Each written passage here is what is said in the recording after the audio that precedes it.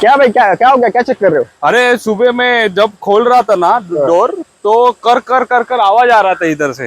हाँ, तो तो क्या वही हुआ? चेक कर रहा था क्यों आवाज आ रहा था। अरे वो क्या होता है, कभी कभी गाड़ी खड़ी खड़ी ना, हाँ।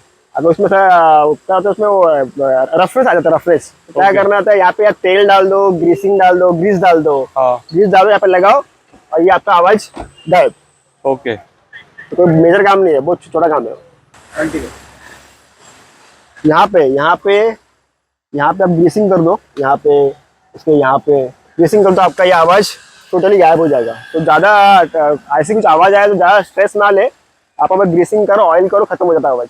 भाई ग्रीसिंग करने से आवाज चला जाएगा? एकदम एकदम आवाज ही गायब हो जाएगा, मालूम पड़ेगा नहीं। हम भी जो एक बार जब भी गाड़ी लिए थे एक जमाने पहले, तो हमको लगा बड़ा कुछ काम है, तो वो उधर गया, उसने ग्रीसिंग किया आवाज गायब।